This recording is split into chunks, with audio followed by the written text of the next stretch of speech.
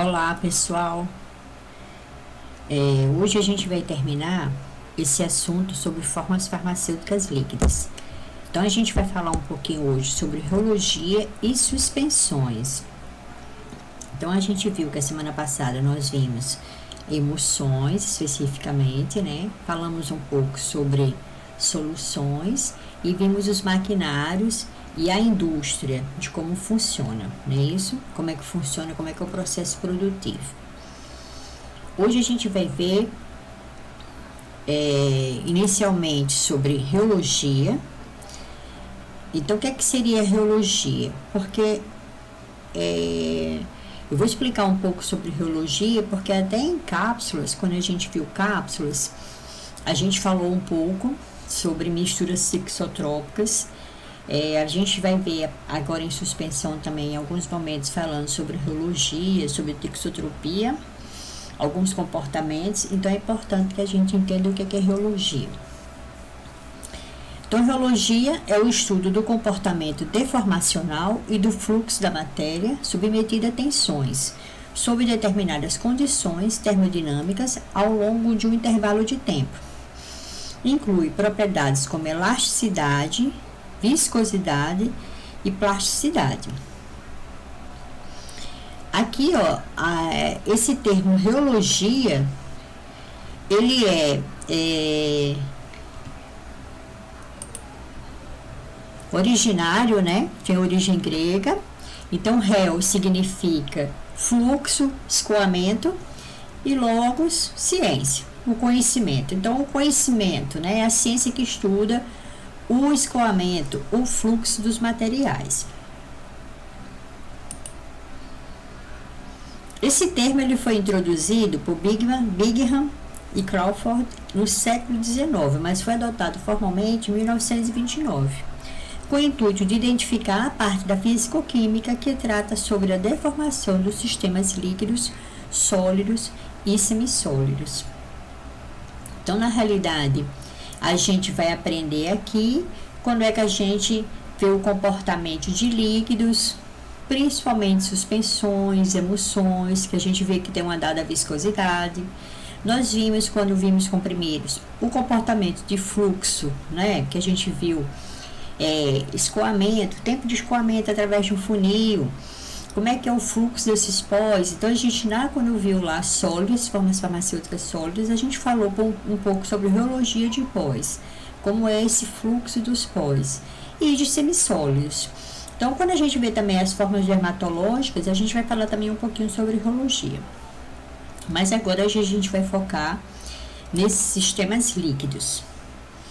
Então, o que a gente pode entender sobre forma... O que é um viscoelástico? Por que existe esse estudo, né? Então, a gente tem uma ideia de que, quando se aplica uma força tangencial a um corpo, este sofre uma deformação que pode ser elástica, se depois de retirada a força aplicada, o corpo adquire a forma inicial, como, por exemplo, os sólidos perfeitos, que obedece aqui, no caso, à lei de Hooke. Ou uma deformação permanente, se a deformação sofrida se mantiver, no caso, fluido newtoniano, que obedece à lei de Newton. Entre esses dois casos extremos de deformação, existem materiais que sofrem deformações com propriedades intermédias, que nem é viscoso nem elástico, ele nem é líquido nem é sólido. Nele se comporta como um sólido, né? Porque o sólido você tem ali perfeito, se você exercer uma força nele, ele não vai perder a forma. Já um líquido, se você pegar um líquido que está no frasco, ele faz que forma dentro do frasco? A forma do frasco, né? Mas se você verter o frasco, ele derramar, vamos dizer que você vai derramar o líquido num copo, ele vai pegar a forma do copo, né? E a gente tem alguns produtos que, por exemplo, os semissólidos, que eles têm características elásticas e características sólidas. Então, a gente vai entender um pouco sobre isso, sobre essa viscoelasticidade.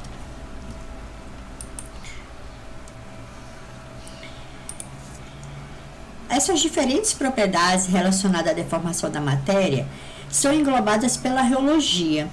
Então, tem algumas propriedades que a gente vai ver em alguns produtos que têm a ver com rheologia. Por exemplo, a gente tem aqui a extrusibilidade, que corresponde ao processo de formar uma massa semissólida, de forçar, aliás, uma massa semissólida através de um orifício. Por exemplo, um creme, uma pomada em bisnaga, que quando você aperta, você consegue fazer a extrusão da pomada. Você exerce uma força para que aquele produto saia da bisnaga.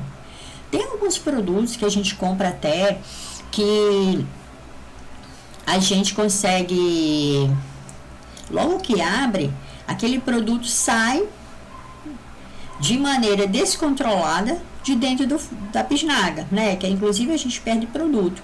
Isso aí não é ideal. Então você vê que aquele produto faltou um estudo de rheologia. Então você não tem interesse de comprar um produto na hora que você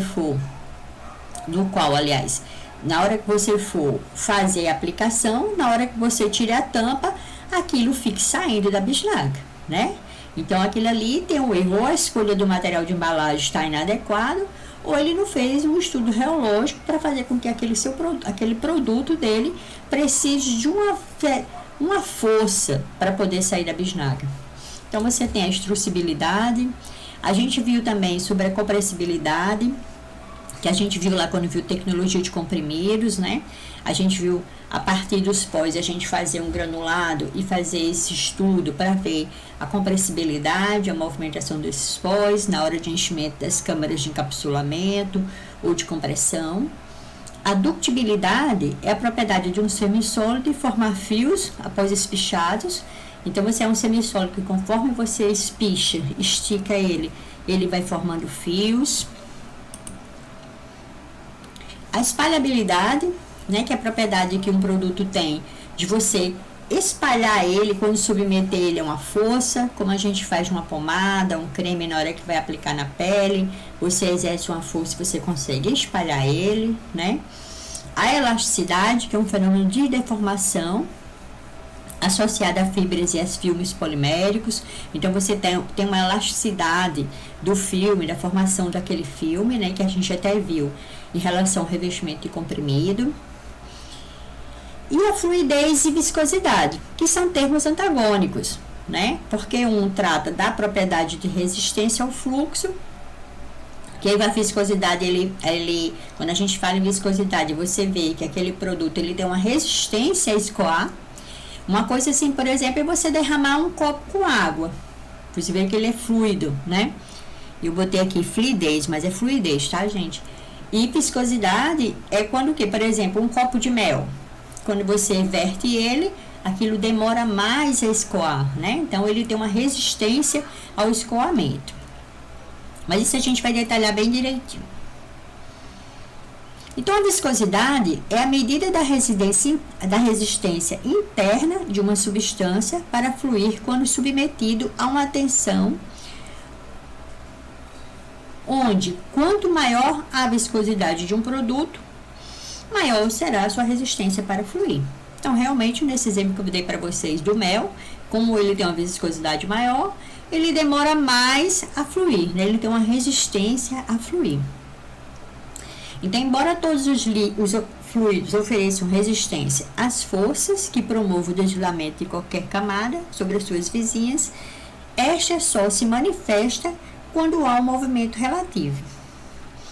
Então, quando você tem um fluido que oferece resistência à viscosidade, dependendo daquela sua viscosidade, você vai precisar exercer uma força para que ele comece a escoar. Por exemplo, uma bisnaga, você aperta, uma pasta de dente que tem muitos sólidos ali dispersos, você precisa executar, né, uma força. Então, a resistência, então, a viscosidade, essa é a resistência.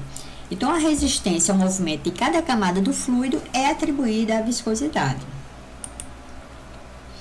Então, bora ver aqui. Vamos tentar fazer com que vocês entendam essa figurinha aqui. Considere aqui que você tem um fluido contido entre duas placas, planas e paralelas, certo? estão separadas aqui por uma distância y, né? Então, tem essa distância aqui. Ai, desculpa.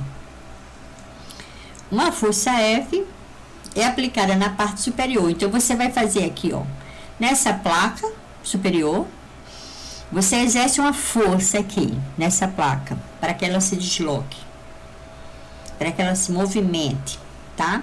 Então, na hora que você exerce essa força, na parte superior, movimenta a placa com a velocidade. Então, você tem com a velocidade que essa placa se movimenta.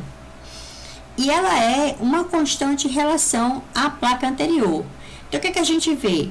Existe uma taxa de velocidade.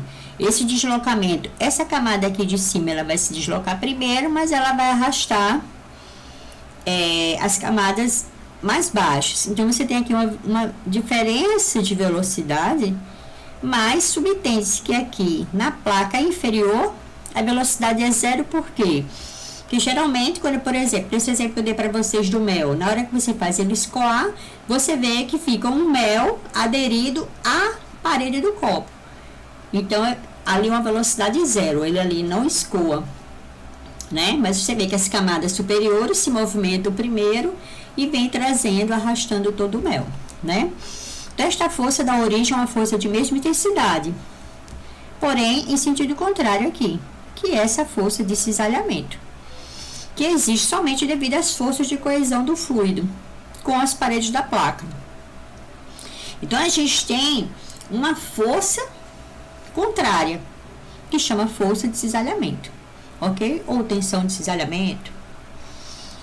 E que dá, e no caso, nesse movimento, a gente vê que você tem aqui um gradiente de velocidade entre as placas, né? Então, você tem aqui uma taxa, né? Você não tem uma única velocidade, você tem um gradiente de velocidade.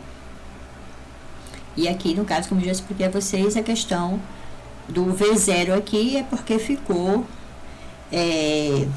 aderido, né? À parede da placa inferior, no caso. Ok, então deu pra gente entender, né? Então, no caso, a gente tem aqui uma força de cisalhamento, que é uma força contrária à força que você está aplicando, e uma taxa de cisalhamento. Vamos lá. Então, a viscosidade, para que um corpo flua, deve-se realizar sobre ele uma força denominada, na reologia, de tensão de cisalhamento, ou força de cisalhamento, ok? Que gerará um gradiente de velocidade, denominado gradiente de cisalhamento, taxa de cisalhamento ou velocidade de deformação. Esta é dependente da resistência interna da substância, ou seja, da sua viscosidade. Então, por exemplo, a gente tem alguns produtos, como por exemplo o mel, a água, o leite, que eles têm uma viscosidade constante. Ela é uma viscosidade fixa, né? Mas vamos lá, para vocês entenderem bem direitinho, porque é meio chatinho essa parte de reologia, porque envolve física. Mas vamos lá que vocês vão entender bem direitinho. Principalmente outra coisa, gente, que também eu não estou esgotando o assunto, entendeu? Toda maneira, assim, de uma maneira bem básica, que é essa reologia, para vocês terem um entendimento quando eu vou falar de suspensão, quando eu for falar lá de creme, de dermatológico, eu vou falar de texotropia, de espalhabilidade, para vocês terem esse entendimento. Então, a viscosidade, ela é uma das mais importantes parâmetros na reologia, principalmente na aplicação industrial farmacêutica. Enquanto a equação aqui matemática, que descreve, ela é formulada como viscosidade é igual a tensão de cisalhamento dividido pela taxa de cisalhamento ou de deformação, como a gente viu que a gente pode utilizar, né? Então, a gente tem o quê? Essa razão de tensão de cisalhamento com a taxa de cisalhamento é a viscosidade. Então, dependendo da taxa de cisalhamento ou da tensão, você vai ter viscosidades diferentes para determinados materiais, né? Então, através da viscosidade, podemos dividir os fluidos em duas classes, de acordo com suas propriedades de fluidez e deformação, nos fluidos newtonianos, ou de viscosidade ideal, e fluidos não newtonianos ou de viscosidade estrutural. Distingue-se ainda os sistemas não newtonianos, dois tipos de comportamento reológico. O comportamento dependendo da variação da taxa de cisalhamento e o comportamento dependendo do tempo da ação do cisalhamento. Então, a gente vai entender um pouquinho. Então, vamos lá. Vamos pensar aqui. Quando a gente fala aqui, que eu falei para vocês, que a viscosidade ela é entendida como a razão entre a tensão de cisalhamento e a taxa de deformação, que na realidade, gente, esse gráfico aqui, muitos autores fazem o inverso. Aliás, é mais usual tá o inverso. Eu não consegui achar dentro do meu material ele invertido, mas tudo bem, dá no mesmo. Então, a gente tem aqui, ó, quando você tem uma viscosidade ideal, você tem um fluido newtoniano, que é o quê? São aqueles produtos fluidos que cumprem a tal relação de proporcionalidade proposta por Newton. Consequentemente, o valor da viscosidade de tais substâncias apresentar sempre o mesmo valor, independente da velocidade de cisalhamento ou da tensão de cisalhamento. Aí aqui a gente vê aqui nesse reograma, quando a gente faz esses gráficos, a gente chama de reograma, apresenta as características gerais do sistema newtoniano. Então, você vê assim, qualquer razão aqui, a viscosidade ela é linear, né? Então, ela aqui, ela é uma viscosidade ideal. Então, o que a gente vê aqui, ó, ela é uma viscosidade fixa. No caso aqui, a gente tem o gráfico viscosidade no eixo Y, por taxa de cisalhamento. Então, você vê aqui que ele é uma reta. Fazendo isso, a gente vê que a viscosidade ela é fixa. Como exemplo, a gente tem o leite, a água, soluções açucaradas. Que pensa bem, a água, você pode agitar ela como for, ela sempre vai manter a mesma viscosidade, né? Então, ela não altera a viscosidade com uma tensão de cisalhamento. Com a força que você exercer, ela não altera essa viscosidade. Então, ela é um fluido newtoniano. E os fluidos não newtonianos? Vamos lá. Os fluidos não newtonianos são aqueles que não obedecem à lei de equação de Newton. Nestes fluidos, a viscosidade depende de vários outros fatores, como a estrutura da substância, a forma de preparo, o tempo de repouso, entre outras características que levam o coeficiente entre a tensão e a velocidade de cisalhamento não ser constante. Eu dei um exemplozinho aqui na bisnaga. Para você fazer com que isso escoa, você vai ter que fazer uma pressãozinha para ela poder começar a escoar, né? Então, a gente vê ali a água, se a gente tivesse essa bisnaga aí com água, só em a gente verter essa água aí, escoar, né? Se fosse um leite, a mesma coisa. Então, seriam os fluidos newtonianos. E os não newtonianos, ele vai depender muito da estrutura da substância. Geralmente, esses produtos que são que tem essas propriedades viscosas, ela envolve muito polímeros, soluções poliméricas. Então, ela vai ter um comportamento aí não newtoniano. Ok? Então, a maioria dos fluidos farmacêuticos pertence a estas classes de substância, pois não são formas simples, como a água e o xarope, mas sim sistemas coloidais ou dispersos, incluindo aí emulsões, suspensões e géis. Então, o importante da gente estar vendo aqui reologia, principalmente de fluidos não newtonianos, é por conta que a gente vai falando de suspensões, de emulsões e géis. Então, a gente vê aqui, ó, que a suspensão, a gente já viu que ela tem as partículas sólidas, insolúveis no meio espessante, né? Um creme e os géis. Então, você vê que existe uma viscosidade, né? Nesses produtos. Então, os produtos farmacêuticos de sistemas dispersos, que é o que a gente está vendo preferencialmente na nossa disciplina, que a gente não viu muito detalhado soluções, mas a gente viu as dispersões. Aí vimos as emulsões, hoje a gente vai ver as suspensões, e na aula de dermatológica a gente vê sobre géis e sobre cremes, né? Então, vamos lá. Então, essa figura aqui, ela mostra um comportamento reológico de um fluido newtoniano, ó. Pensa aqui, ó, o gráfico no Y tá a tensão de cisalhamento e aqui a taxa de deformação ou taxa de cisalhamento. E a gente vê aqui que ela é uma reta, né, linear, no caso dos fluidos newtonianos. E dos fluidos não newtonianos, independentes do tempo, e é dado uma descrição aqui, mais ou menos, a seguir a gente vai ver uma descrição mais ou menos de cada um deles. Então, você vê aqui que existe o pseudoplástico, o dilatante, o plástico de Bigman, e esse aqui, Herschel-Buchlev. Vamos lá. Então, os fluidos não newtonianos, eles não geram valor de viscosidade inequívoco, como os fluidos newtonianos, sendo mais correto falar em caracterização reológica. Então, o que a gente observa aqui?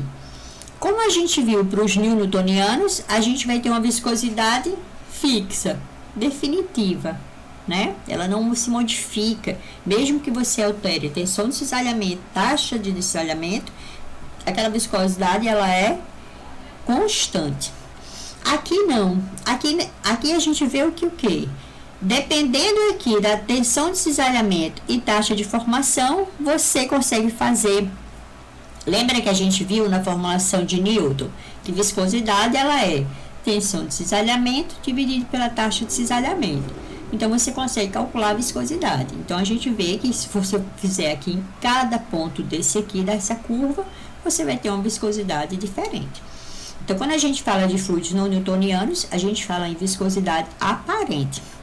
Para você classificar que aquele produto, ele é viscosidade X, você tem que dizer qual foi a tensão e qual foi a taxa de deformação, ok? Que você realizou aquela análise. Outra coisa, gente, essa questão aqui que a gente está vendo de rologia, ela é de interesse quando a gente estiver fazendo o desenvolvimento do produto. Na hora que a gente desenvolver o produto, a gente vai fazer esse estudo reológico, vai fazer essa caracterização reológica, para você ver tipo de recipiente, como é a espalhabilidade do seu creme, como é que vai ser o comportamento da sua suspensão na hora que você agitar. Então, é nessa ideia. Então, na hora que a gente está fazendo aqui a reologia desses sistemas dispersos, a gente está fazendo no desenvolvimento, tá bom? Então, segundo as características de deformação, os sistemas não newtonianos são classificados em 3 principais comportamentos, independente do tempo de aplicação de uma tensão de cisalhamento. Então, a gente vai ter aqui, ó, pseudoplástico, plástico e dilatante. Vamos detalhar um pouquinho cada um deles. Então, a gente vê que existe aqui, ó, esse pseudoplástico e dilatante, não existe uma tensão inicial. São aqueles que não necessitam de uma tensão de cisalhamento inicial para começar a escoar. Compreende a maior parte dos fluidos não newtonianos. Dentro desta classe destaca-se os pseudoplásticos. Então, o que? São substâncias que em repouso apresentam suas moléculas em estado desordenado. Mas na hora que você, por exemplo, você vai colocar no viscosímetro, o viscosímetro ele vai girar, se movimentando ali dentro do seu fluido. Então, geralmente, o polímero, ele tem o quê? Uma cadeia grande, o nome já está dizendo, polímero. Ele tem vários meros, né? Ele tem várias moléculas unidas ali por polimerização. Então, você tem um polímero. Então, ele tem é uma substância de cadeia longa e geralmente ela vem em noveladas. Então, na hora que você submete a um teste de viscosidade, a uma análise de viscosidade ou de reologia, você vai fazer uma leitura, você vai fazer com que aquele seu produto, ele circule e se movimente sempre na mesma direção. Então, essas partículas, elas tendem a se desenrolar. E nisso que se desenrola, a viscosidade dele diminui, certo? Então, quanto maior está a força, maior será a ordenação e, consequentemente, menor será a viscosidade aparente. No caso aí, dos pseudoplásticos, ok? Já o dilatante, ele é o contrário. Quanto maior você fizer a força de cisalhamento, maior ele faz, maior ele é a viscosidade. Quer ver um exemplo bem da dilatante? Por exemplo, quando a gente vai na praia, que você tem ali bem próximo à água do mar, quando a gente vê aquela terra molhada, a gente vê, se você ficar ali um pouco parado, O que acontece geralmente? Com o tempo, você começa a afundar, não é? Então, você vê que aquilo ali, ele não é tão viscoso. Mas, se você der um pulo, você consegue afundar rapidamente? Não. Então, dependendo da força que você faz, o dilatante, ele aumenta a viscosidade. Então, os dilatantes, geralmente, quando é suspensões, assim, por exemplo, as pastas, que tem muito partículas sólidas. Ok? Mas a gente vai falar um pouquinho sobre cada um. Então, sem tensão inicial, como eu falei para vocês, de pseudoplástico, são aqueles que não necessitam de uma tensão de cisalhamento inicial para começar a escoar. Compreendem a maior parte dos fluidos não newtonianos. Então, aqui no caso dos pseudoplásticos, como é que a gente vê aqui como é que é o gráfico? Tensão de cisalhamento pela taxa de deformação ou taxa de cisalhamento, você vê que ele tem essa conformação, né? E fazendo aqui o gráfico viscosidade, que é a razão da tensão pela taxa, você vê que a viscosidade diminui. Então, são os pseudoplásticos, ok? Já os dilatantes é um tipo de fluxo oposto à pseudoplasticidade, que se caracteriza pelo aumento da viscosidade aparente, decorrente do aumento da tensão de cisalhamento. Então, aqui no dilatante, a gente tem a tensão de cisalhamento pela taxa de deformação ou de cisalhamento, a gente vê que ela sobe, né? E se a gente for fazer aqui, no caso, a viscosidade, não tem, né? Eu não fiz o gráfico, mas tudo bem. Aí você vê aqui o dilatante, ok? Tem o gráfico, né, da viscosidade. Então, as pastas e suspensões contendo grande quantidade de sólidos e solúveis. Então, são as pastas, quando a gente tem também suspensões, que na realidade as pastas são suspensões, né, porque você tem partículas sólidas ali insolúveis. Já o comportamento plástico caracteriza-se pela existência de uma força prévia, necessária para iniciar o processo de deslocamento de camadas moleculares, denominada tensão de cedência, ou então valor de cedência, certo? Que é o quê? Você precisa exercer, você vê que o gráfico aqui, ele não parte do zero. No gráfico de tensão por taxa de cisalhamento, você não vê a curva partir do zero. Então, você precisou exercer uma tensão de cedência inicial, né? Um valor de cedência. Então, esses valores acima desta força prévia, os sistemas plásticos passam a ter o comportamento linear ou quase linear, enquanto que abaixo deste ponto apresenta o comportamento elástico reversível. Então, o plástico, suspensões concentradas com a fase contínua de alta viscosidade ou sistemas floculados. Então, você tem aqui o plástico, comportamento plástico. Ok.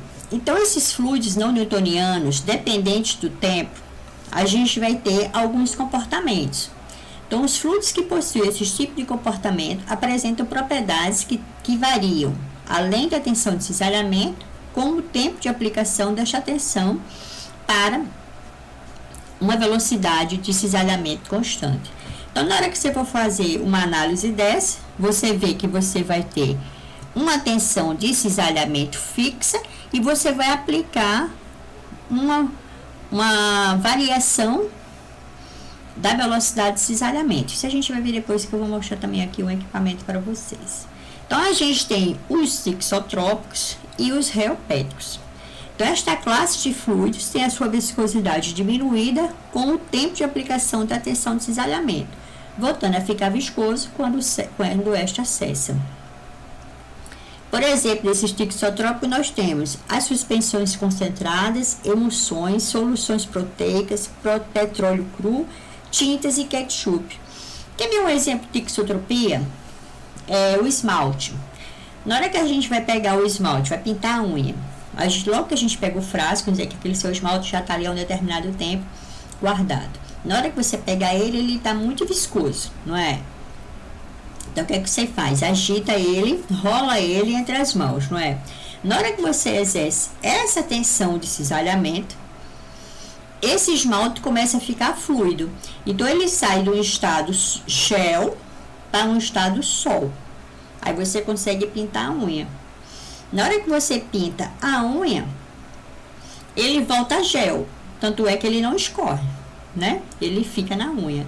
Então, quando a gente fala de tixotrópico, é essa a ideia, que você tem que ter a propriedade que o produto tem, que a matéria tem, de se sair de gel para sol e de sol para gel.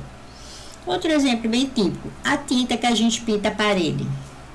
Na hora que a gente compra lá o galão, ele vem bem viscoso. Você pega um pauzinho, ou o que for, para mexer. Quando você mexe, ela fica mais fluida, né? Aí você põe lá o rolinho ou o pincel, pega a tinta. Na hora que você passa na parede, você pinta e ele volta a gel, para não escorrer, né? Então, essa é a característica tixotrópica, que é o que a gente quer das nossas formulações. Essa tixotropia, que na hora que a gente for fazer uma suspensão, porque uma suspensão, a gente vai querer que ela fique o máximo possível suspensa. O ideal é que a suspensão ficasse sempre suspensa, ficasse sempre homogênea, mas a gente sabe que com o tempo essa suspensão ela vai sedimentar.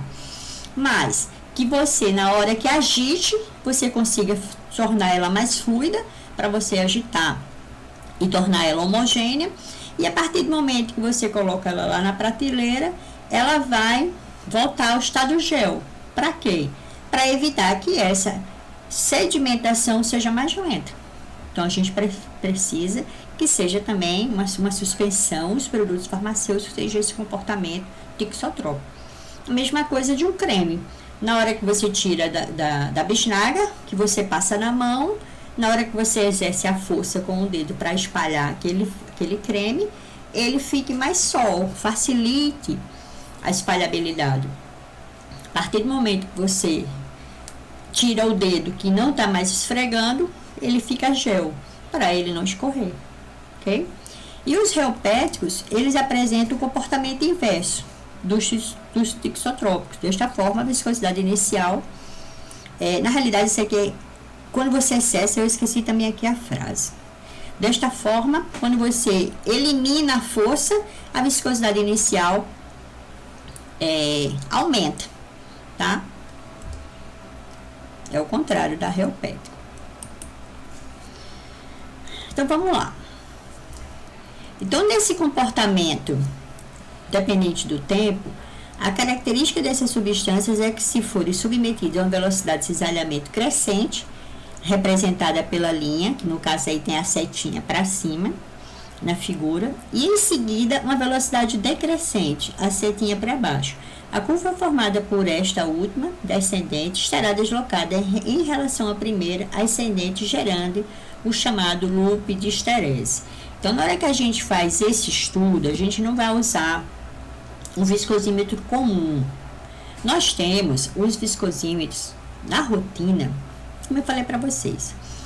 Esse estudo que a gente está fazendo aqui, que está detalhando de rheologia, é para dar um norte para vocês de como a gente faz o estudo do comportamento reológico do seu produto, lá na hora que você está desenvolvendo. Na rotina, não. Quando você tem uma rotina já na produção, você vai medir só a viscosidade. Vamos dizer que você fez o produto e ficou na viscosidade X. Para isso, na rotina, você já determinou para você colocar lá no viscosímetro, na hora de fazer a leitura, a tensão que você vai usar é Y e a taxa de cisalhamento é Z.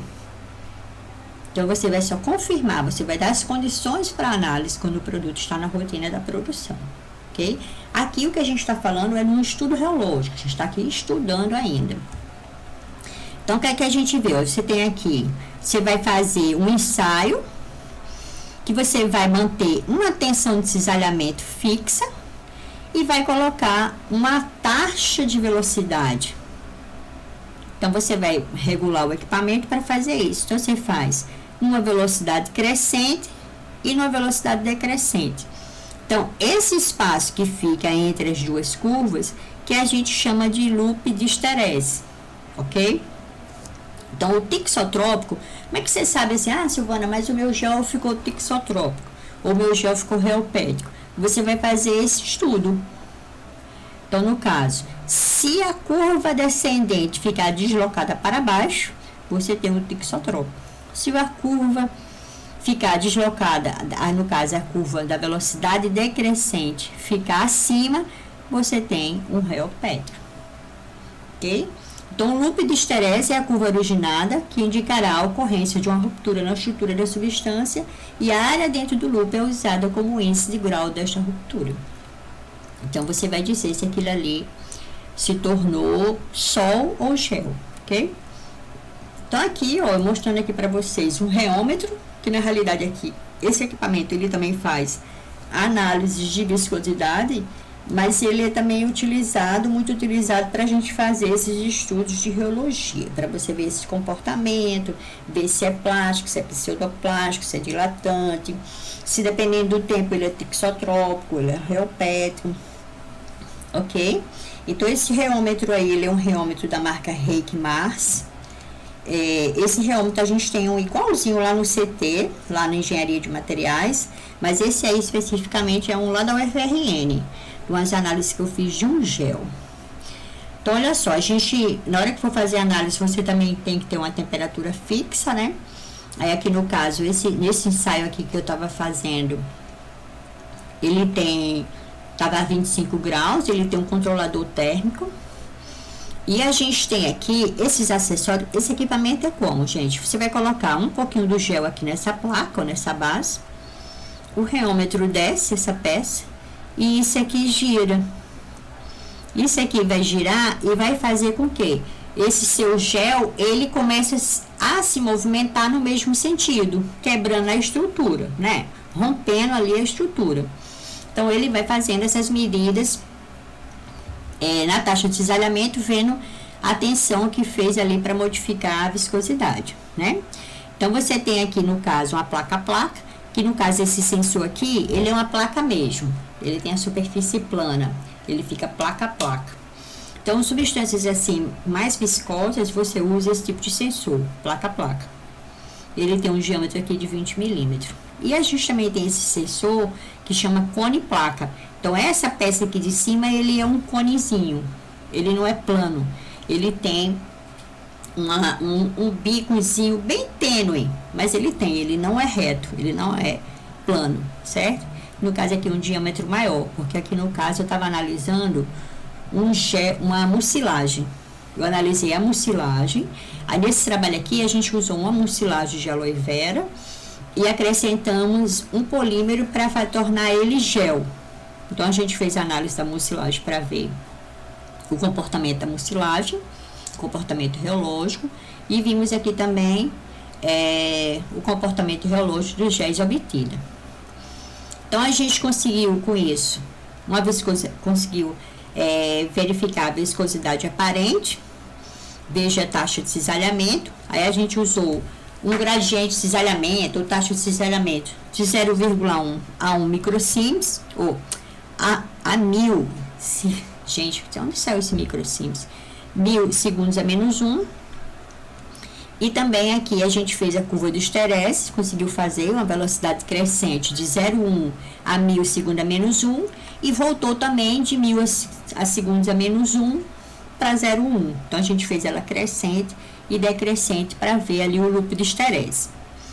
E aqui também a gente viu a questão da viscoelasticidade, que no caso a gente manteve uma tensão de cisalhamento de 1 Pascal, uma frequência também variando de 0,1 a 10 Hz, e a gente verificou o G' e o G duas linhas, que a gente vai ver direitinho depois.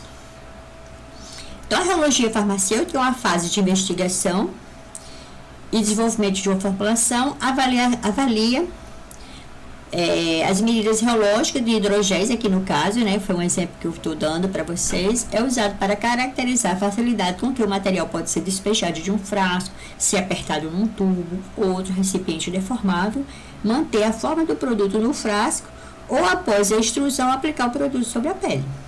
Então, a gente vai ver como é que se movimenta esse produto, ok? Então, nesse exemplo aqui, ó, dos géis que eu falei para vocês que foi estudado, a gente fez aqui o gráfico viscosidade aparente. Sim, outra coisa, a viscosidade, ela no sistema internacional, ela é utilizada como milipascal por segundo, e a taxa de cisalhamento é 1 por segundo, por isso que fica segundo a menos 1. Então, aqui na taxa de cisalhamento, a gente viu o quê? Na variação, né? Que a gente viu que era de 0 a 1000, a gente viu que a viscosidade aparente, ela diminui. Então, você vê que aqui já apresentou uma característica pseudoplástica, né? Que a gente viu lá que pseudoplástico, ele é o quê? Diminui a viscosidade conforme a aplicação de uma tensão de cisalhamento, né? Então, a gente viu que o géis, ele, tanto a mucilagem também, ó, só que a gente vê que a mucilagem, ele tem uma viscosidade bem inferior em relação ao géis. Então, a mucilagem também teve um comportamento pseudoplástico. Já aqui, nos loops de esterese, o que a gente vê? Esses géis aqui, eles são um géis de carbopol. E esse daqui é um gel de hidroxietilcelulose. Eu usei o carbopol e no outro eu usei o hidroxietilcelulose, ok? 2 formulações de cada polímero, de cada gelificante desse. Então, a gente vê aqui, ó, no carbopol FC1, a curva crescente e decrescente. Ela quase não modificou, mas a gente vê que tem um loopzinho aqui de esterese aqui em FC1. E a gente vê que a curva crescente ficou por cima e a decrescente embaixo. A mesma coisa aqui para o FC2. A curva crescente ficou em cima e a curva decrescente ficou para baixo. Então, a gente tem isso aqui o quê? Um gel tixotrópico, ok? Já aqui no hidroxietilcelulose, a gente fez aqui também a mesma coisa. E a gente vê que o gráfico aqui está sobre tensão de cisalhamento, sobre taxa de cisalhamento. Fizemos também aqui a curva de esterese, então a gente vê aqui o looping. Então, aqui, nessa formulação FH4, a curva crescente está em cima e a curva decrescente ficou embaixo. Então, aqui também está tixotrópico, né? Já aqui em cima, na FH3, a gente vê que a curva crescente, em um dado momento, a curva decrescente ficou por cima. Então, aqui apresentou uma característica reopética. Então, por mais que a gente exerça uma força, ele vai aumentar a viscosidade. Então, essa formulação aqui, ela foi descartada. E ela também foi descartada a F4, por quê? Porque esse processo, ele é um processo a quente. E sempre que a gente desenvolve um produto, a gente sempre tem que pensar também no processo produtivo, para que ele seja o mais simples. Então, como o carbopol, ele era um procedimento, um processo ali produtivo mais simples, a gente fez o estudo da reologia mesmo, do comportamento reológico, só que dos carbono, dos carbopol, dos hidrogéis de carbopol. Outra coisa que fizemos também com esse gel, isso é só para vocês terem um entendimento, gente. O que a gente fez também? Essas rampas de frequência, que no qual aqui a gente vai analisar G' e G2'. Então, géis, de maneira geral, apresenta tanto propriedades elásticas como viscosa. Lembre-se, propriedades elásticas são as propriedades dos sólidos. Propriedades viscosas são propriedades dos líquidos, certo? Então, viscoelástico, os semissólidos, apresenta tanto características elásticas como viscosas. Então, por esse estudo aqui, você tem como ver, fazendo essa rampa de frequência, se realmente seu produto ele é viscoelástico, se realmente ele ficou um gel, se realmente ele ficou um semissólido, ok? Então, as rampas de frequência são usualmente utilizadas para comparação de diferentes produtos ou para comparação do efeito de adição de ingredientes e o processo de tratamento na viscoelasticidade dos produtos. Então, o que a gente vê? Olha, géis de maneira geral apresentam tanto propriedades elásticas como viscosa, porém o modo de armazenamento elástico G' apresenta valores superiores ao módulo de perda, no caso, o viscoso G2'. Então, o que a gente vê aqui? Ó, o FC1, a gente vê que, aqui em amarelinho, o G' está em cima, superior, e o G2' está embaixo. Então, realmente, o FC1 formou-se um gel. E a mesma coisa aqui para o FC2. A gente vê que o G' está em cima e o G2' está embaixo. Então, quando se trata de um gel, os valores G' são significativamente maiores que o G2', por toda a faixa de frequência. Então, aqui em toda a faixa de frequência, a gente vê que ficou o G' superior ao G2'. Por toda a faixa de frequência, né? Estudada aqui no caso aí, como eu falei para vocês, a gente estudou de 0,1 a 10. A gente fixou a tensão no estudo e fez aí uma frequência de 0,1 a 10 Hz.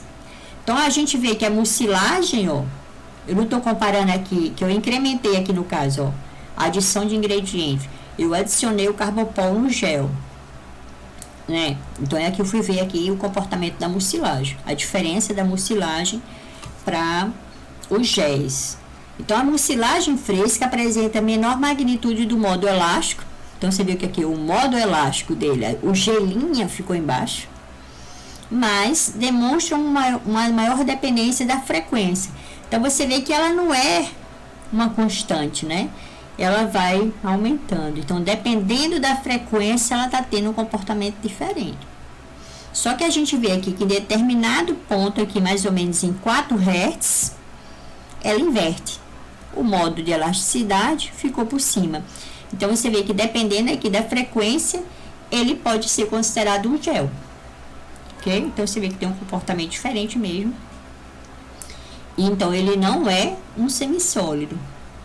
Ok? Apesar de que quem já fez aqui uma mucilagem de aloe vera para passar no cabelo, a gente vê que ele é bem viscoso. Mas ele não é caracterizado como um semissólido.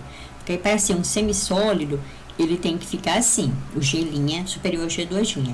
Um gel, gente, para a gente realmente dizer que aquilo ali é um gel, é na hora que a gente verte o frasco e o gel ele não escoa.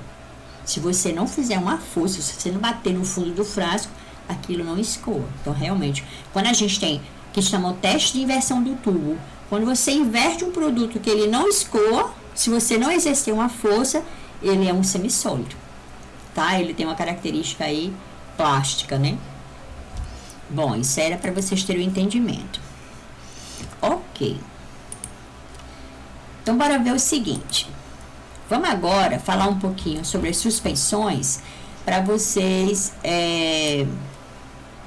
que é realmente o tema que nos interessa. Mas eu queria apresentar para vocês essa reologia porque fica melhor quando eu te for falar em algum momento aqui na aula de suspensão.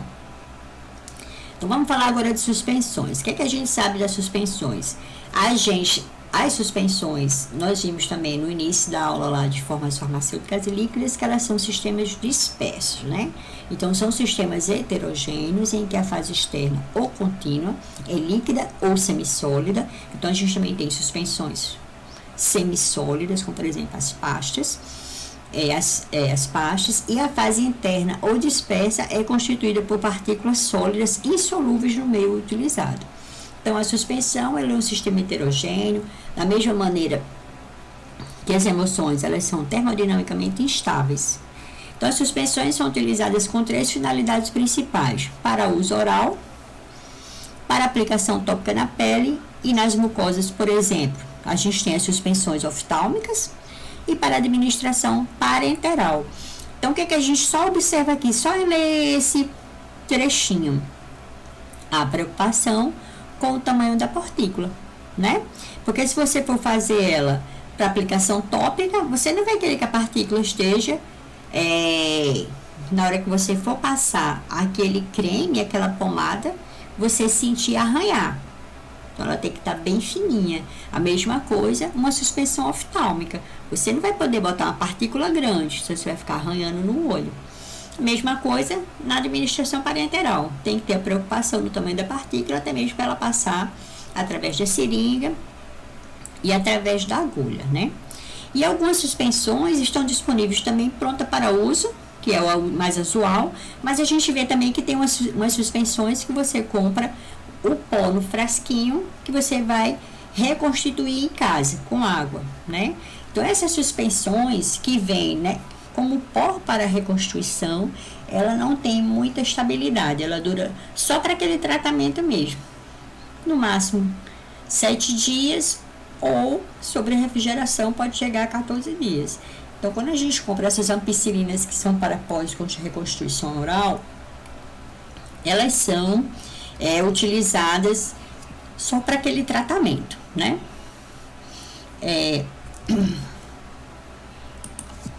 Tô com uma coceirinha na garganta hoje. Então, vamos lá. Então, razões. Por que a gente deve usar, então, suspensões?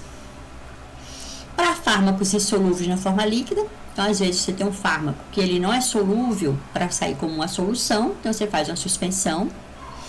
Tem alguns princípios ativos, alguns IFAs, né, insumo farmacêutico ativo, que eles são degradáveis em presença de água.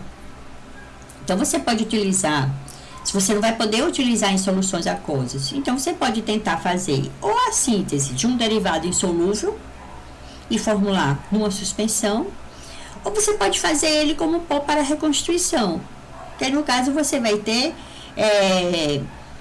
aquele pó só vai ser reconstituído no momento que você for administrar. Então você expõe esse fármaco a um pouco tempo na presença de água, né? Então a gente aqui aumenta a estabilidade, no caso das penicilinas, a ampicilina, que sai como pó para reconstituição, né? Tanto as penicilinas orais como as penicilinas injetáveis, geralmente ela vem o pozinho que você vai diluir com o diluente, né? Que também está ali estéril. Veicular também fármacos de sabores desagradáveis. Então, quanto mais o fármaco estiver solubilizado, mais você vai sentir o sabor. Como ele está aqui em sólido, você sente menos o sabor, porque você pode mascarar no meio dispersante ou no veículo, você dá um sabor adocicado, botar um flavorizante, botar uma corzinha, então você mascara. No caso é um sabor desagradável.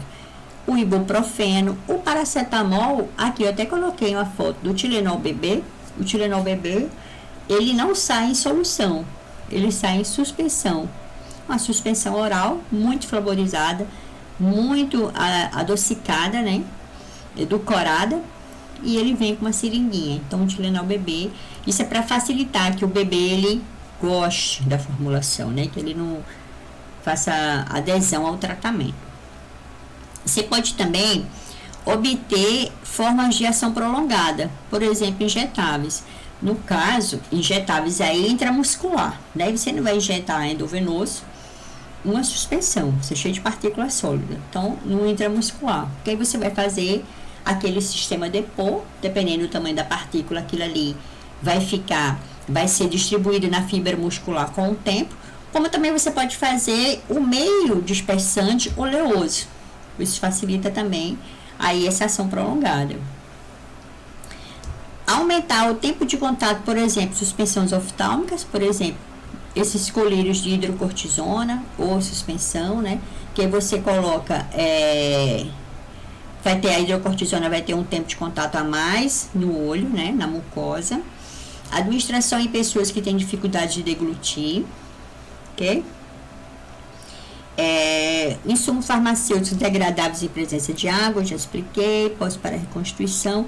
E a gente também tem algumas vacinas, que são em suspensões de micro-organismo morto, como a vacina da cólera, ou de toxóides dissolvidos no substrato de hidróxido ou fosfato de alumínio, como a antitetânica. Então, você também tem, por isso que a antitetânica dói muito, né, gente? Quem já tomou aqui antitetânica? É muito doído, é dolorosa mesmo. Então, a gente tem as suspensões orais para pessoas que têm dificuldade de deglutir, vantagens, né?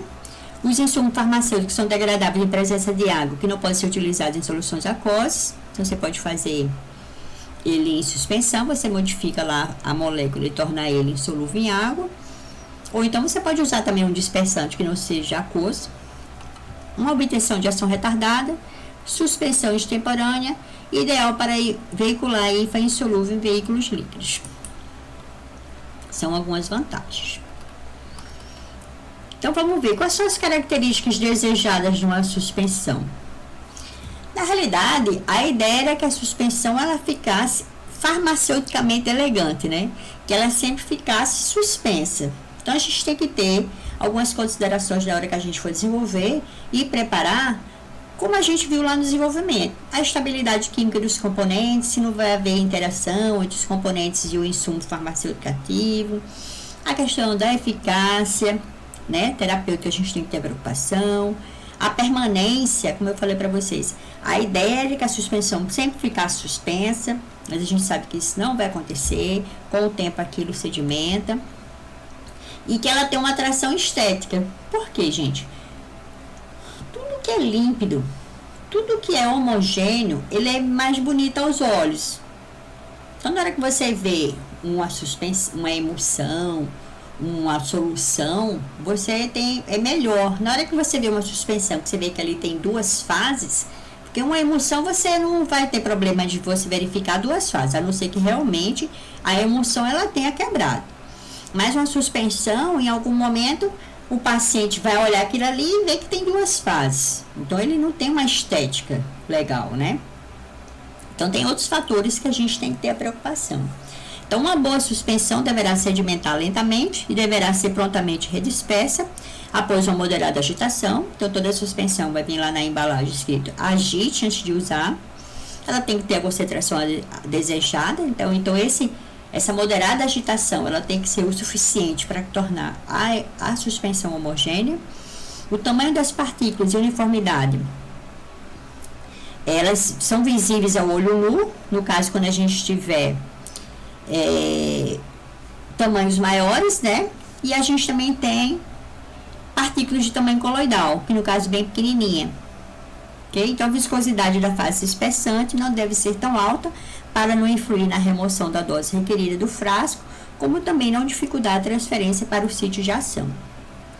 Estas são as características principais de uma suspensão, que depende da fase dispersa, do meio dispersor e dos adjuvantes utilizados. Então, vamos falar um pouquinho sobre aqui quais são os fatores que interferem na estabilidade da suspensão. Esse assunto de suspensão, vocês já viram lá na farmacotécnica. Só que aqui a gente vai ter o olhar, como eu falei para vocês, da estabilidade, por conta que a gente tem que ter aqui um prazo de validade, não é isso? A gente está aqui num processo produtivo industrial. Então, os vários fatores envolvendo a taxa de sedimentação das partículas de uma suspensão são expressos pela lei de Stokes. Essa equação é derivada de uma situação ao qual partículas uniformes e esféricas estão diluídas em suspensões sem turbulência, sem colisões, sem atração química ou física e também sem afinidade pelo meio dispersor. Então, a gente vai falar um pouquinho sobre essa velocidade dessa sedimentação e o modo dessa sedimentação. Obviamente, gente, que essa equação, ela não se aplica assim precisamente, né? Aqui na área da farmácia, porque a gente não vai ter aqui partículas esféricas, a gente vai ter partículas de forma irregular, a gente tem uma variação de tamanho, a gente não tem um tamanho preciso, né? E a gente aqui também não tem partículas que estão ali sem sofrer colisões, sem sofrer turbulência, a gente tem forças de atração, forças de repulsão acontecendo ali no meio. Mas ele te dá um indício do que pode acontecer, tá bom? Então, a gente vê aqui, ó, que a velocidade de sedimentação, ela é 2 vezes o raio da partícula, no caso aí da partícula da fase interna, a densidade da fase interna, menos a densidade da fase dispersante, vezes a gravidade, dividido por 9, que multiplica a viscosidade do meio dispersante. Então, o que a gente vê só em olhar aqui a essa equação? Que quanto menor a partícula, menor vai ser a velocidade de sedimentação, né? E quanto maior a viscosidade, que no caso aqui inversamente proporcional, menor vai ser também a velocidade de sedimentação. Então, quanto menor for o tamanho e a densidade das partículas e mais viscosa se apresentar a fase dispersante, mais lenta será a sedimentação. Porque o ideal é que a suspensão ela sedimente muito lentamente, certo? Então, só diminuindo muito o tamanho das partículas, por si só, não garante a sedimentação, devido à densidade que geralmente as partículas têm, maior do que o veículo, sendo também utilizado para impedir a sedimentação, aumenta a viscosidade. Mesmo assim, é limitada. O que ele quer dizer aqui? A densidade da fase dispersante, geralmente ela é maior do que a densidade do meio, aliás, do meio disperso, maior do que o meio dispersante. Então, uma hora, essas partículas vão sedimentar. E mesmo que você mexa aqui na viscosidade, com a lei da gravidade, essas partículas, elas tendem a sedimentar. Ok? Então, a gente pode fazer mexer em algumas coisas, né? Para melhorar essa sedimentação. Mexer no tamanho da partícula, mexer na viscosidade, né? Então, na maioria das vezes, a estabilidade física das suspensões apresenta-se pelo ajuste na fase dispersa, mais do que grandes mudanças na fase dispersante. Então, você pode fazer ajustes no tamanho da partícula, diminuir esse tamanho de partícula, deixar elas uniformes, e que elas fiquem, na realidade, a gente vai ver bem detalhadamente que a gente vai precisar fazer que essa redispersão ela seja facilitada, né? E que você não forme aquele cake no fundo do frasco, aquela sedimentação forme aquele cake, aquele sedimento compacto no fundo do frasco. Então, o tamanho da partícula você pode ajustar o tamanho, né? Então, o tamanho geralmente fica compreendido entre 1 e 50 micrômetros, as suspensões farmacêuticas. A redução do tamanho dessas partículas, elas podem ser feitas antes da incorporação do meio dispersor. Então, essa redução ela pode ser feita em moinhos coloidais, em micropulverizadores. Se você quiser partículas de tamanho de 10 a 50, você usa micropulverizadores, micronizadores para 10 micrômetros. Que aqui está faltando o micro, que é a micra, né? Os micronizadores geralmente é quando você for fazer suspensões oftálmicas, ok? Spray dry você pode utilizar também para fazer extremamente pequenas. Então, essa etapa é essencial para assegurar a sedimentação. A gente viu lá pela equação que quanto menor a partícula, melhor a velocidade de sedimentação. E outra coisa, você já pode pedir e comprar essas matérias-primas ela no tamanho adequado, micronizadas. Você pode pedir. Você, na hora que você for comprar matéria-prima, na hora de você estipular as suas especificações, você dizer o tamanho que você quer. Então tá. E a questão da flutuação das partículas? Vamos dizer que seu ativo, ele não é facilmente molhado. Então, algumas drogas insolúveis podem ser facilmente molhadas por água e dispersas através de uma fase aquosa com o mínimo de agitação. No entanto, a maioria exibe variações no grau de hidrofobicidade e não são facilmente molhadas. Esse termo molhabilidade ele foi desenvolvido para traduzir exatamente essa facilidade com que os líquidos se espalham sobre as superfícies sólidas. Então, a mobilidade é tanto maior quanto menor for o ângulo de contato. A gente vai ver mais aqui na frente. Então, a gente pode utilizar de agentes molhantes, que são o quê? Tensoativos, que vai ter o HLB, né? O HLB, o EHL, de 7 a 9, que tem como ação principal a ação de diminuir o ângulo de contato entre a fase sólida e o líquido, favorecendo assim a troca de interface sólido-ar por interface sólido-líquido.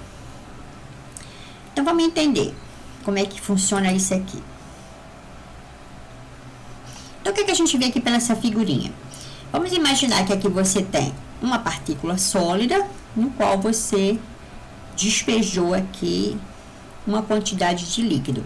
Então, entre essa partícula sólida e a líquida, você tem uma interface. A gente não viu que elas são partículas insolúveis, então ela não vai solubilizar. Então, na superfície da partícula sólida e a superfície do líquido, no caso aí, a gente vai ter agora uma interface sólido-líquido, você tem uma tensão interfacial, ok? Então, a gente vai medir esse ângulo de contato, que ele constitui uma técnica de você ver mais ou menos uma indicação da sua molhabilidade. Então, quanto maior o ângulo de contato, menor a molhabilidade. Então, por exemplo, ó, esse exemplo aqui, você tem que o líquido que o sólido aqui ele é totalmente molhável. O líquido ele se espalhou pela superfície. Já aqui, nesse caso aqui que é o extremo, que você tem um ângulo de 180 graus, você vê que ele é totalmente não molhável. Ele não molha a superfície. Não é isso? Então, aqui, nesse caso, a gente vai ter uma tensão interfacial sólido-líquido, sólido-ar, líquido-ar.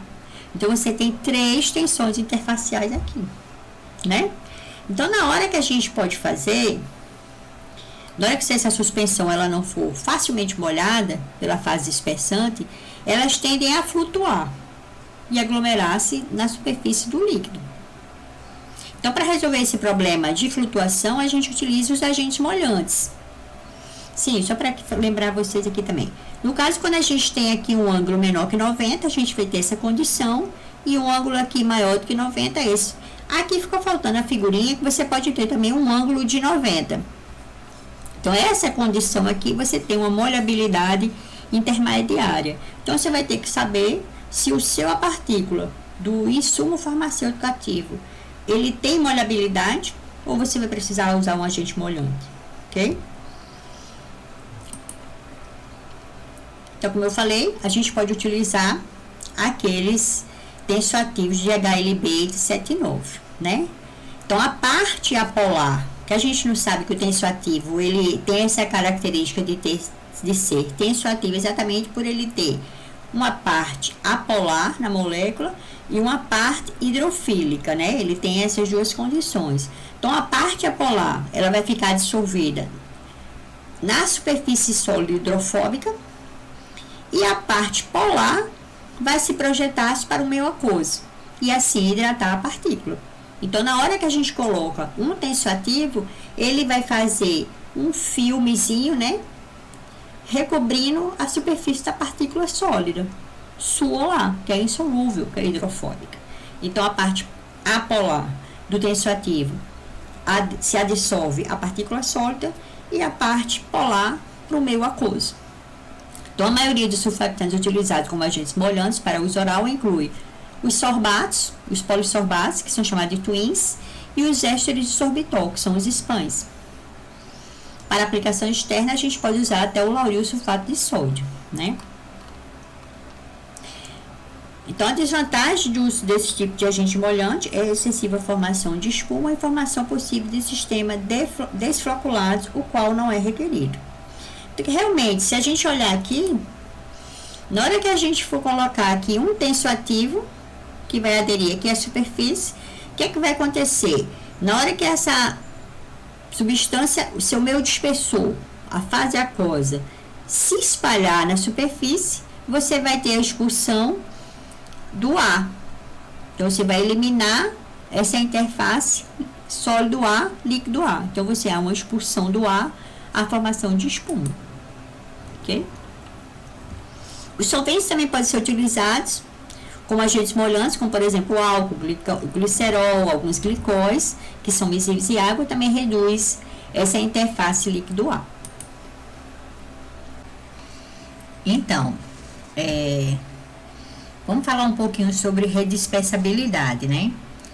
Então, quando se observa uma suspensão dotada de uma estabilidade física, nota-se que a fase dispersa ela está disseminada homogeneamente, né? Então, a gente não vai visualizar que tem flocos ou agregados, né?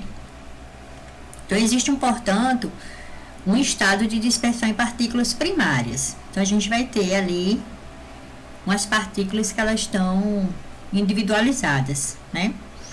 Só que o que? Dependendo do que você queira da sua suspensão, você vai querer que ela seja floculada ou desfloculada, ok? Então, para incorporar um agente floculante, a gente tem que primeiro decidir isso.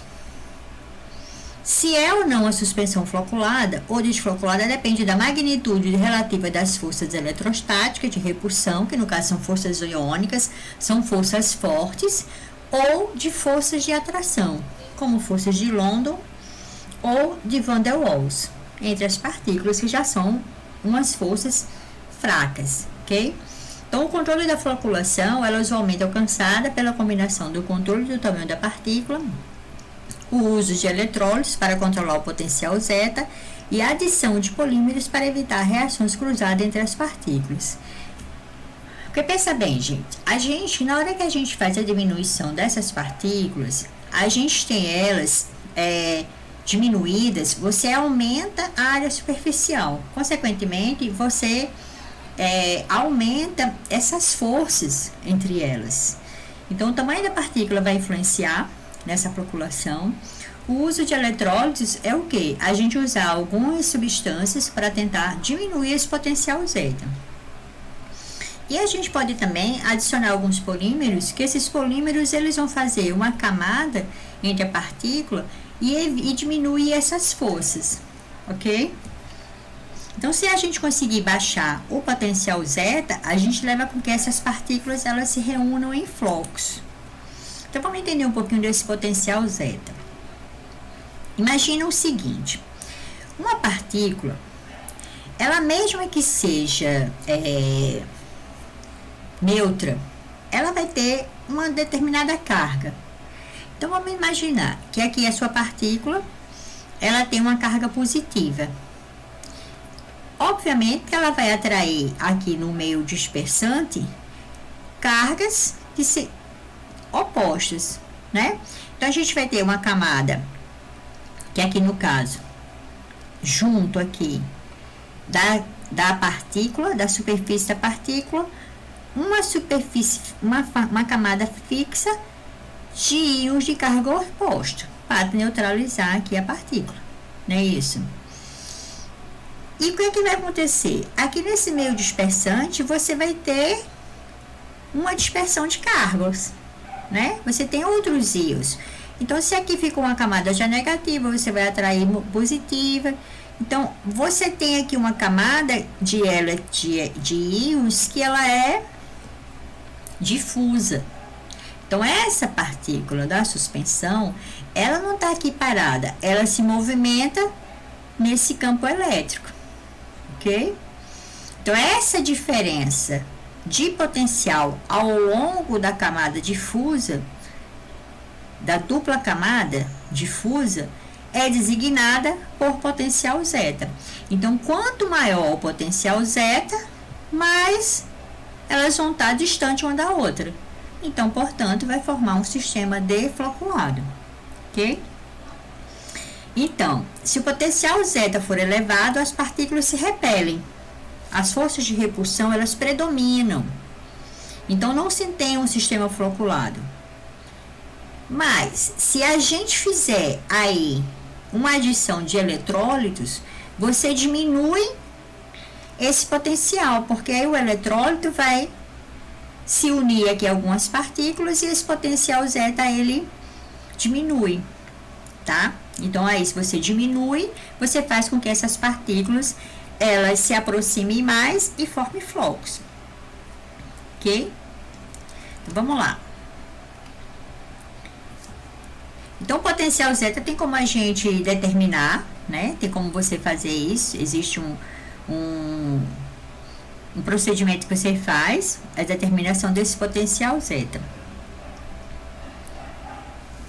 Então, vamos relembrar. Se você tem um potencial zeta, seja ele positivo ou negativo, mas que ele seja alto, as partículas têm pequena tendência a aglutinar, uma vez que se repelem em virtude da carga elétrica. Entretanto, esse estado de desfloculação não pode manter-se indefinitivamente, pois existe também força de atração entre as partículas e a gravidade vai obrigá-las finalmente a sedimentar. Certo? Então, quando a energia de repulsão é grande, é também elevado o potencial de barreira que se opõe à colisão das partículas. Esse sistema, então, vai ficar desfloculado, né? Então, a redução nessa repulsão entre as partículas favorece a floculação. Então, por exemplo, a gente pode pensar assim, nossa, mas é esquisito. Se a gente tem duas partículas suspensas, tendo uma apreciável barreira de potencial entre si, que a gente viu que mais que a gente adicione eletrólitos, essa barreira ela vai diminuir, mas de qualquer maneira, essas partículas elas tendem a se aproximar e formar flocos, certo? Só que o que? Esses flocos, eles estão ligados frouxamente. Além de eles se ligarem, obviamente que aqui são ligações fracas, mas ele consegue fazer esses flocos e você tem aqui um meio dispersante dentro. Então, na hora que você faz esse floco, você tem meio dispersor. Na hora que você faz uma simples agitação, você quebra esse sistema e faz a homogeneização. Então, flocos possuem partículas frouxamente ligadas, formando uma estrutura fibrosa, solta e resulta em sobrenadante límpido e de fácil redispersão. Já aqui que a gente tem esse coágulo, é o que? A gente tem aqui uma força de repulsão alta, certo? Então, essas partículas ficam individualizadas. E, por conta do peso da gravidade, ela lentamente começa a sedimentar. E nisso que sedimenta, vai ficando no fundo do recipiente. As grandes descem primeiro, porque ela vai ter uma densidade maior. E a pequena vai sedimentar também e vai entrando nos espaços que está entre as partículas maiores. E vai formando aquele sedimento compacto, que é de difícil redispersão. É o que a gente chama de cake, né? Que é aquele coágulo, é aquele sedimento que faz no fundo do recipiente. Então, o coágulo são partículas aglomeradas, o empacotamento apertado, você vê que não tem meio dispersante entre as partículas, sedimentam lentamente, porque elas estão individualizadas. Já o floco, como ela está ali unida e formou um floco, ela tem uma velocidade de sedimentação maior, porque ela está mais pesada, ok?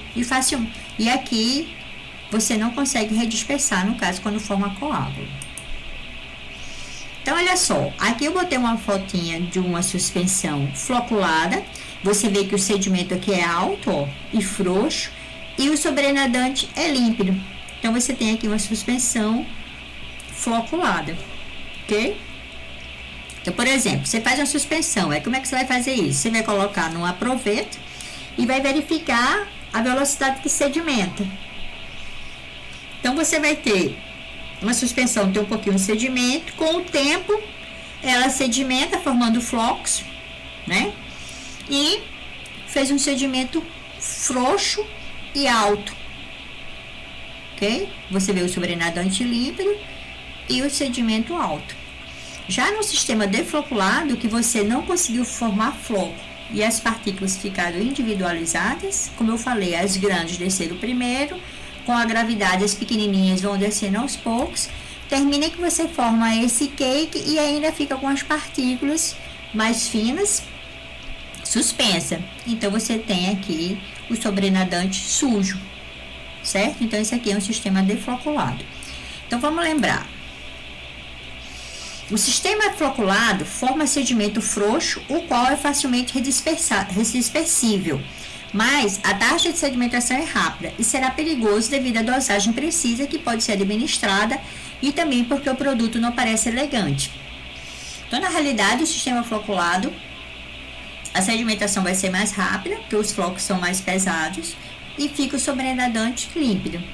Mas se você tiver uma floculação muito rápida, você pode ser que durante o tratamento, vamos dizer que você está usando aquela suspensão ali por 14 dias, aí você pode ter, por exemplo, uma suspensão obtida na manipulação, que é só para aquele tratamento. É melhor você ter um sistema defloculado, porque não vai dar tempo de fazer a sedimentação formando cake, certo? Então, dependendo do que você queira, você vai optar por um sistema floculado ou defloculado. O ideal é que sempre ficasse homogêneo, né? Mas você não vai conseguir isso. Então, para suspensões farmacêuticas grosseiras, o sistema defloculado tem a vantagem de sedimentação lenta, permitindo uma uniformidade de dosagem saindo do frasco, mas se ocorrer sedimentação, o sedimento é compacto e de difícil de redispersão. Então, o cake é a formação desse sedimento não redispersível, que não é desejável, né? A sedimentação é lenta, previne a entrada de líquido no sedimento, o qual se torna compacto e pode ser difícil a redispersão. Então, você pode fazer o controle da floculação com a adição de agentes floculantes. Para cargas negativas, a gente pode usar fosfato monopotássio, cloreto de cálcio, cloreto de alumínio. Para cargas positivas, o hexametofosfato de sódio, citrato trissódico. E ainda, para ambas as cargas, a gente pode usar algumas argilas, como por exemplo a bentonita. Aí o controle também do tamanho de partícula e o uso de eletrodos, ok? Ok, e crescimento de cristais. Pode também ter, um dos fatores também que afeta a estabilidade da suspensão é o crescimento de cristais. Porque como a gente está vendo que mesmo que aquele soluto, que aquele seu fármaco, ele não tem solubilidade no meio dispersante, mas ele possui uma pequena solubilidade, não existe uma insolubilidade absoluta. Então, aos poucos, aqueles cristais menores vai soltando e formando cristais maiores. Então, você pode ter surgimento de cristais, certo? Uma cristalização do seu insumo dentro da suspensão. Outra coisa também que pode levar à formação de cristais é quando você tem a fase sólida, uma concentração maior, a solubilidade dele é maior que a sua concentração. Então, por exemplo, você tem uma solução supersaturada. Quando não se pode evitar estes inconvenientes, resta a possibilidade de preparar a suspensão no momento da utilização. O produto é dispensado ao paciente sob a forma de pó granulado, ao qual basta adicionar sua agitação uma determinada quantidade dada de líquido, em geral água. Ok? Vamos lá. Que no caso aqui são os pós para reconstituição, né? Aí aqui a gente fala um pouquinho sobre a reologia, lembrando lá o que a gente viu anteriormente. Então, uma suspensão farmacêutica ideal deverá exibir uma aparente viscosidade a baixas taxas de cisalhamento, que na estocagem a sedimentação seja muito lenta ou preferivelmente fique permanentemente suspendida. A altas taxas de cisalhamento, como por exemplo a moderada agitação do produto, a viscosidade aparente cai suficiente para facilitar o escoamento do frasco. Inclusive, quando for suspensões para uso tópico, para ter um espalhamento adequado, você tem a espalhabilidade do produto, né? E a passagem por seringas e agulhas injetáveis. Então, tem a preocupação aqui da viscosidade por conta disso. Na suspensão, no caso, que você vai precisar agitar uma moderada agitação para você conseguir escoar a suspensão do frasco, colocar na colher.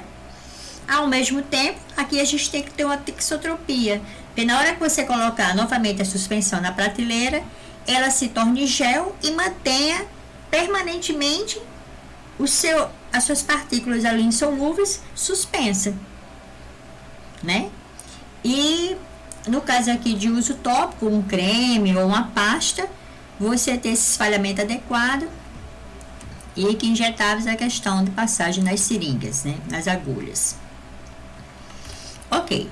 Então, na preparação da suspensão, o farmacêutico deverá conhecer as características tanto da fase dispersa como também do meio dispersor.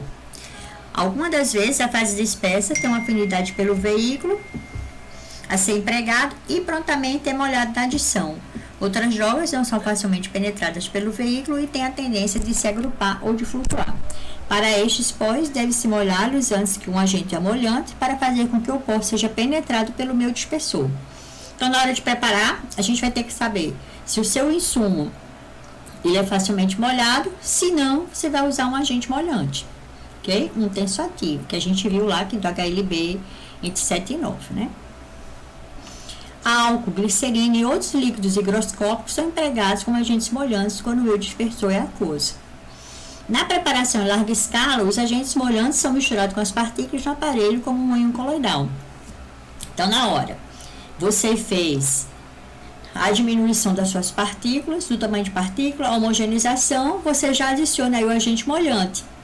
Então, a primeira coisa é você ver se o ativo precisa, ele é facilmente molhável ou não.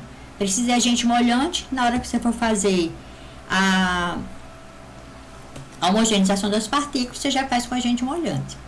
Então, uma vez o pó molhado, o meio dispersor já crescido em todos os componentes solúveis da formulação, como corantes, flavorizantes e conservantes, é adicionado em porções ao pó e misturados. Então, os outros componentes da formulação você solubiliza em água, depois que você acresce o pó já com agente molhante. Então, a porção do veículo é usada para lavar o equipamento na mistura e esta porção traz a suspensão ao volume final e assegura que todo o material sólido esteja na concentração desejada. O produto final é passado através de um moinho coloidal e homogeneizador para assegurar a uniformidade. Sempre que é apropriado, um conservante deve ser incluído na formulação para prevenir contaminações bacterianas ou fúngicas.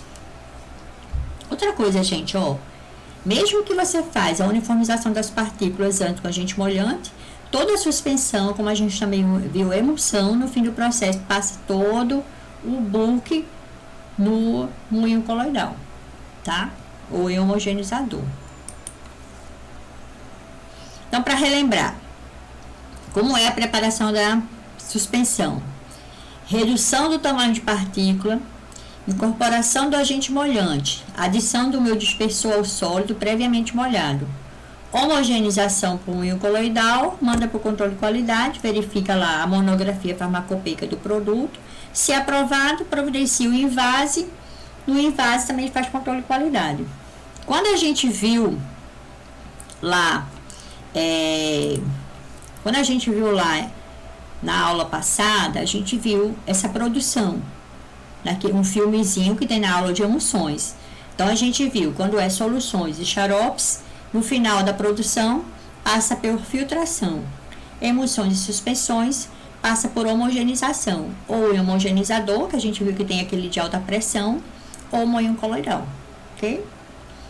Pronto, essa é a aula referente à suspensão em rheologia, ok? Qualquer dúvida, vocês me perguntam depois.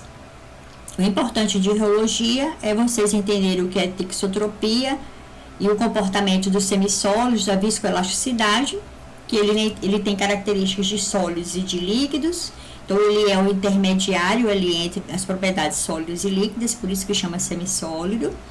Que no caso aqui de suspensão seria uma pasta, né? Uma suspensão que tem muita partícula sólida, que a gente pode ter o comportamento dilatante, ou pseudoplástico, ou plástico, né? E dentro dessa atividade de plástico, desse comportamento plástico ou pseudoplástico, a gente pode ter ele tixotrópico ou reopétrico. Então, só para vocês entenderem, na realidade, essa parte de rheologia, para vocês entenderem essa questão da tixotropia, que é importante para os produtos farmacêuticos, ok? E por isso é só essa aula de suspensão. A gente termina, então, as formas farmacêuticas líquidas, ok? Muito obrigada e até logo.